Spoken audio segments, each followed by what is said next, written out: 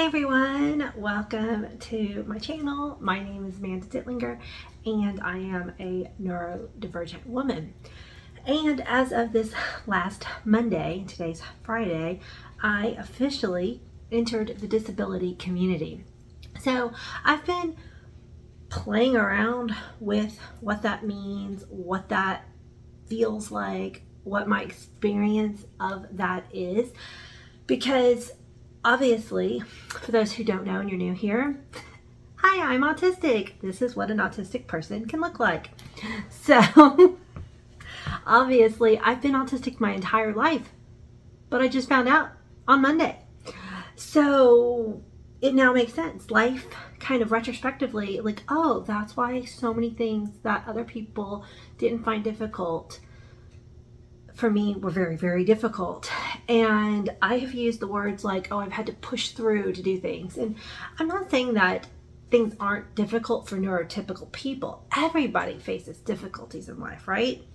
But there have definitely been a lot of things in my life that just don't seem hard for some people that are extraordinarily have been either mentally or I wouldn't maybe physically, I don't know. Like I said, I'm still playing around with all of what this means in my head.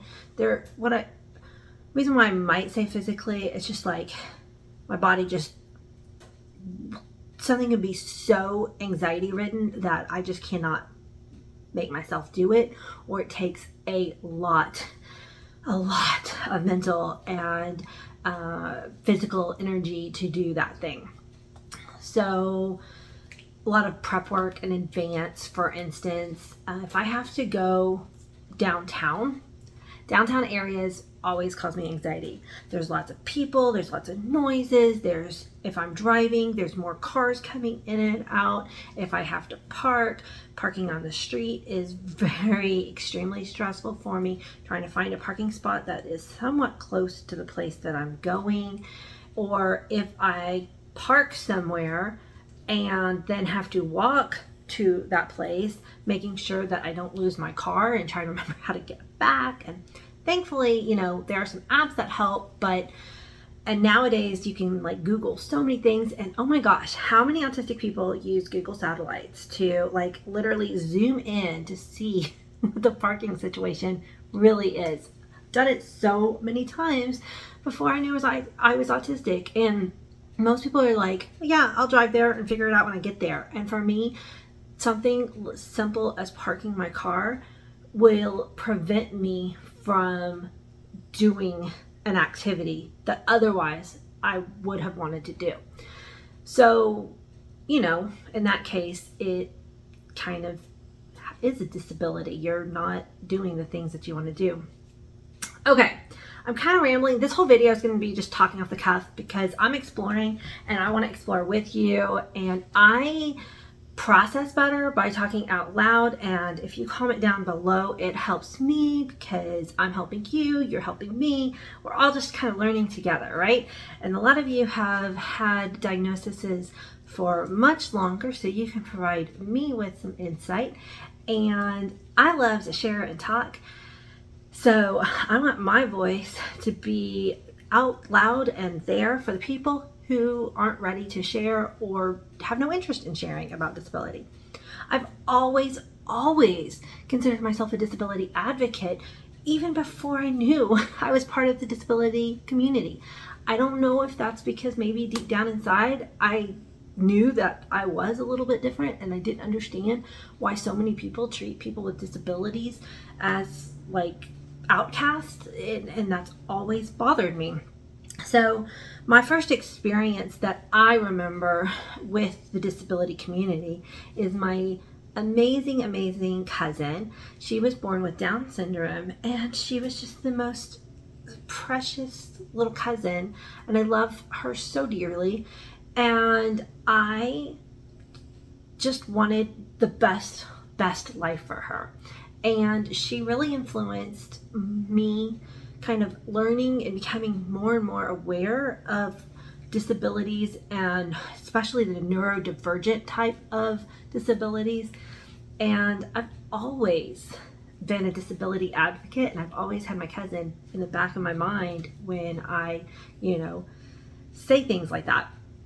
And I don't think that there is anything wrong with being disabled.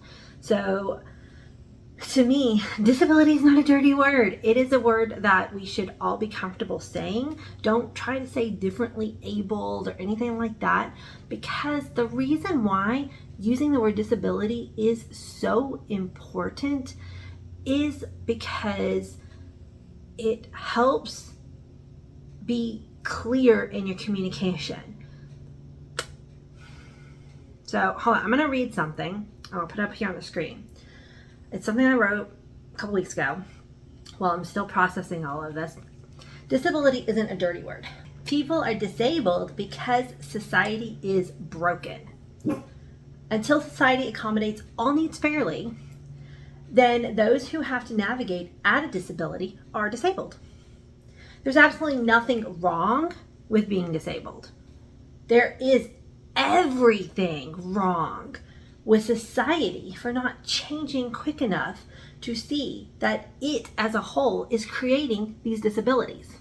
So it goes to something called the social model of disability versus the medical model of disability. And I am not an expert, but I'd like to kind of share my understanding. The medical model of disability basically says this person is disabled. And, might be a good time to say, what is the actual definition of disability? The actual definition of disability is a physical or mental condition that limits a person's movements, senses, or activities. So if a person cannot move, or their senses or their activities are affected, then they are disabled. And the medical model of disability says that we need to fix that person. That person is broken. Like if they don't have a leg, then we need to put a leg on them.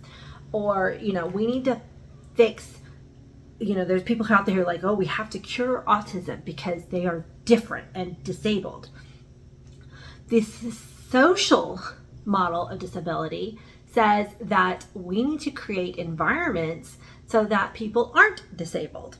So if somebody doesn't have a leg and they are using a wheelchair, or even if they have a prosthetic, that's fine too. But maybe just going on the wheelchair example, just because it's very clear, let's say two friends walk up to a library, and this is an old library that doesn't have a ramp for whatever reason. All of a sudden, the person in the wheelchair is disabled.